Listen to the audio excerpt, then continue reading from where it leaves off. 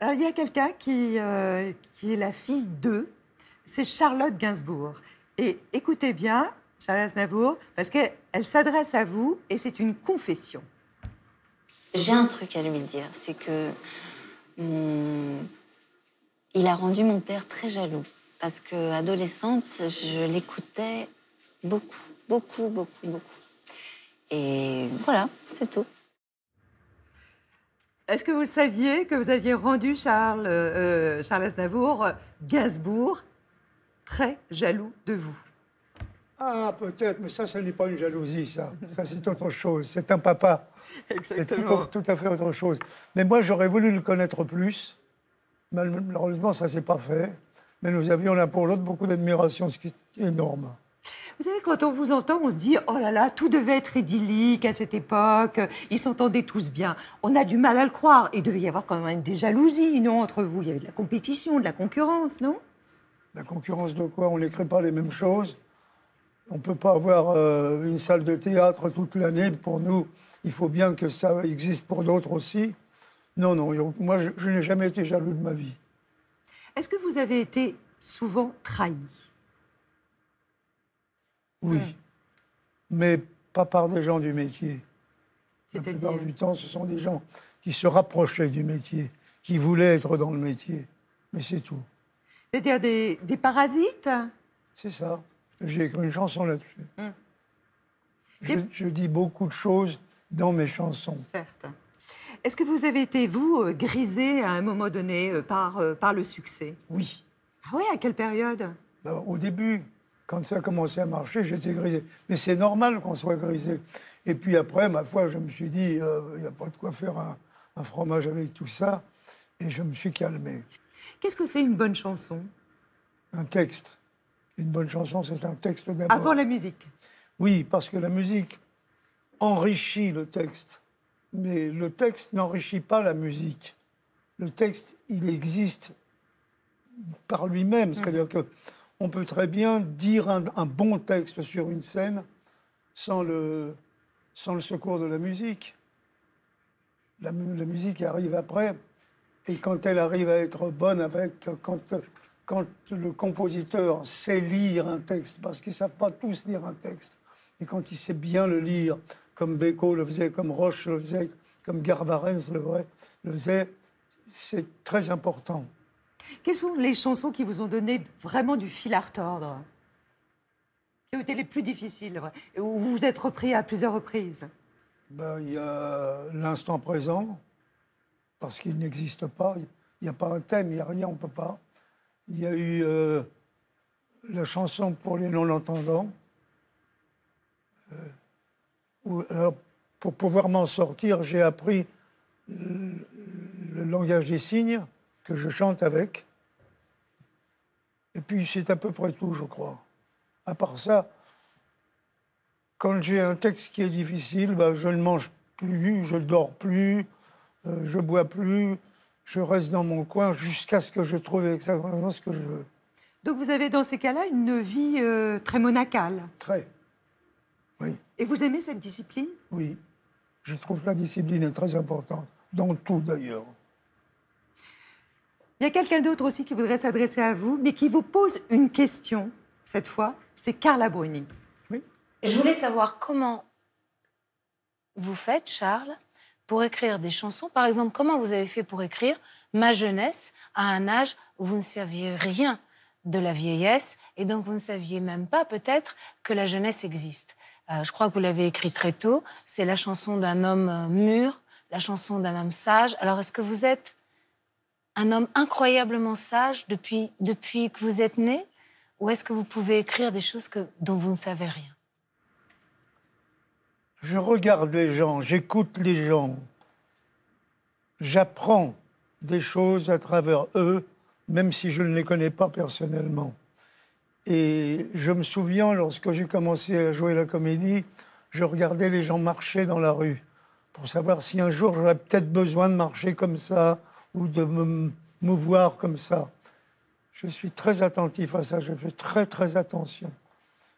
L'acteur a fait attention, l'auteur a fait attention, le chanteur, il n'a qu'à chanter. Mais est-ce qu'on est crédible? Est-ce qu'on est crédible lorsque l'on chante la jeunesse alors que le temps est passé, ou lorsque l'on chante la vieillesse alors qu'on a 20 ans? On n'est pas crédible aussi, parce qu'on n'a pas eu le vécu. Mais si, on a le vécu de nos parents, de nos grands-parents, et on a notre vécu qui se produit jour après jour, minute après minute. Est-ce que vous avez déjà été censuré? Oui, on a essayé, avec Après l'amour d'abord, avec Tu te laisses aller ensuite, avec Donne tes 16 ans. Et puis petit à petit, ça s'est calmé, et quand j'ai écrit Comme ils disent, on n'a plus rien dit du tout, je me suis dit, ça y est, on a gagné quelque chose. Sur l'homosexualité, bien sûr. Alors, vous avez écrit aussi des autobiographies, notamment celle-ci, Retient la vie, aux éditions Don Quichotte. Moi, je me demandais, au bout de 4 autobiographies, quelle est la face cachée de Charles Aznavour qu'on ne connaît pas? Moi non plus. Ah, zut, alors. Qu'est-ce que je peux vous dire? Mais il y a des pardons, il y a des secrets, il y a des mystères, il y a des choses encore à apprendre de vous. Non, il n'y a rien du tout. Il n'y a rien du tout. Moi, je fais un métier. Je fais 2 ou 3 métiers, en vérité, en même temps. Je fais le métier d'auteur, je fais le métier du chanteur qui se sert de l'auteur, je fais le métier d'éditeur, et j'aime bien aussi nos chansons françaises. Si je peux aider, j'aide. Est-ce que vous êtes satisfait de ce qui se passe actuellement? Est-ce que vous trouvez que les auteurs sont suffisamment exigeants comme vous pouvez l'être avec vous-même? Ils ne sont pas aussi exigeants que moi. Est-ce qu'ils sont audacieux? Mais ils le sont, oui. Oui? Et puis, il y a une chose que j'ai remarquée quand même, c'est qu'avant, c'était les hommes qui écrivaient uniquement. Et puis tout d'un coup, il y a une dizaine de femmes qui sont arrivées et qui écrivent très bien, très, très important. Bon, déjà, il y a Madame Sarkozy. Oui, Carla Bruni, bien écrit sûr. bien. Oui, Zazie. Je ne connais pas les noms la plupart du temps, mais il y a la grande Sophie, il y en a une qui s'appelait Zazie. Zazie, Voilà, oui. il y avait Zazie. Tout à fait. Vous voyez, je ne me souviens pas des noms. Ils me reviennent de temps en temps. Mais tous ces gens-là sont venus à égalité avec les hommes maintenant. Et c'est une bonne chose. Très, très bonne chose. Oui, parce qu'elles ont un autre point de vue. Et souvent un point de vue qui détruit le nôtre, mais pour le bien de la chanson. Le contre-pied. Oui. Ouais. Il y a un jeune garçon, enfin un jeune homme maintenant, plus que jeune homme, qui s'appelle Thomas Dutronc, que vous connaissez bien. Et alors lui aussi s'adresse à vous, Charles, parce qu'il a une petite question qui le taraude. J'aurais voulu savoir quel était ton auteur préféré ou ton poète préféré. J'ai réalisé aussi que tu avais rencontré tellement de personnes extraordinaires. Tu m'as parlé de Sinatra, de Brassens, etc., donc, que j'admire et que j'adore. Donc voilà, ma question c'était, est-ce que tu as vu, je sais pas, un concert de Miles Davis ou de Django Reinhardt? Est-ce que tu as vu un concert qui, en particulier, t'a vraiment frappé, t'a vraiment ému? Quel est ton souvenir, voilà, le concert le plus merveilleux auquel il t'est été donné d'assister? J'espère que c'était français, parce que Charles, il déconne pas avec le français. Gros bisous. C'est vrai que vous êtes très sourcilleux, qu'on parle bien français avec des mots qui vous plaisent et des mots recherchés. Vous aimez bien ça, hein? Que l'on écrive, que l'on parle, je pardonne. Ah, vous pardonnez? Oui. Ouf. Mais l'écriture, non, hein? C'est dans l'écriture. Parce qu'on parle vite comme ça de temps en temps, et puis D'accord. il y a des choses Là, qui vous passent êtes qui sont indulgent moins bien. là-dessus. Ça va. Mais c'est dans l'écriture que je suis vraiment pointilleux. Alors, Thomas, donc vous demandez, est-ce que vous avez vu un artiste qui vous a frappé, un concert, un spectacle qui vous a beaucoup frappé tout au long de votre vie? J'en ai vu beaucoup. Ben, j'imagine. J'en ai vu beaucoup à travers le monde. Alors, parlons de quelqu'un à laquelle on ne pense pas, D'accord. hein, mais qui donne à chaque fois un spectacle. Ça ne veut pas dire qu'elle est mieux que les autres ou qu'elle sait mieux que les autres, mais au moins je dis quelque chose de quelqu'un dont on ne parle pas. C'est Diane Dufresne. Ah, oui. On n'en parle pas souvent. C'est vrai. Elle est pleine d'inventions. Ouais, elle de est fantaisie, formidable. de folie. Hein, parce qu'au Québec, on a quand même une réponse française fantastique. C'est vrai. Hein, on l'oublie souvent. C'est vrai.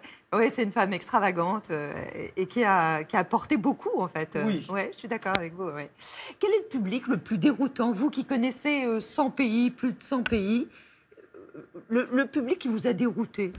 Il n'y en a pas. Ah bon? Non. Ils réagissent tous pareil? Ils sont obligés. Ils sont obligés parce que je les viole. En leur apportant des chansons qu'ils n'ont pas l'habitude d'entendre, avec des sujets qui ne sont pas des sujets qu'ils aiment habituellement, parce qu'ils aiment plutôt la chansonnette qui les fait rêver, etc. Eh bien, je suis obligé de les violer. Et ils finissent par être heureux d'être violés. Donc, je vous dis, donc, je n'ai pas de difficulté de ce point de vue-là. Alors vous allez partir, bien sûr, bon, en France, hein, parce qu'on dit, on évoque quand même il va y avoir Lyon, il va y avoir Marseille, Bordeaux, Nantes, Lille. Et puis alors après, j'ai vu, vous partez à Amsterdam, à Prague, à Saint-Pétersbourg, à Moscou. À Londres. À Londres. À Tokyo. Non mais... Oui, je sais. C'est incroyable. Mais je me demandais, qu'est-ce que vous faites dans les avions? J'écris et je lis. Au début, je regardais les films, mais je trouve qu'il est plus intéressant de faire autre chose. C'est vous qui décidez des pays où vous allez vous rendre? Non, mais parfois je dis, mais pourquoi on n'a pas fait ce pays-là? Et alors on va le chercher. Mais il y en a un, par exemple, qui vous manque ou vous vous êtes jamais produit? Oui, je n'ai jamais chanté en Inde. En Chine, où j'avais jamais chanté, on m'a demandé pour un gala de bienfaisance. C'est comme ça que j'ai approché la Chine pour la première fois. Vous avez le temps de visiter, de découvrir, de sentir un peu humer le pays? La chanson a quelque chose de particulier, elle ressemble à quelque chose d'autre, qui est la photographie. C'est vrai qu'une chanson, c'est presque un petit court-métrage ou une petite... Une histoire, quoi, voilà. un scénario. Alors je me promène avec un appareil de photo, ou 2 appareils de photo, et je visite le pays à ma manière, et j'essaie de communiquer avec les gens si on arrive à communiquer à travers les langues que je connais. Je connais quand même 4 ou 5 langues. sûr. Ça permet d'apprendre beaucoup.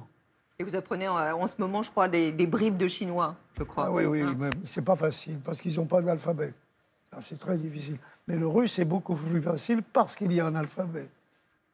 Quand vous avez retrouvé le public parisien, c'était le 13 décembre, vous étiez à Bercy. C'était la première fois que vous vous produisiez à Bercy Arena, ouais. C'était devant 10 000 personnes. Je sais pas, je ne les ai pas comptés. Ah bon, c'est bizarre.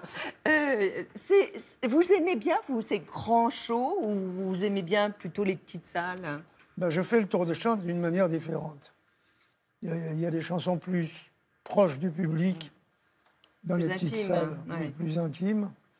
Mais maintenant, petit à petit, je diminue l'orchestre, c'est-à-dire qu'il travaille moins sur le côté, et je travaille piano, basse, batterie, guitare, mais peu de choses, pour les petites salles.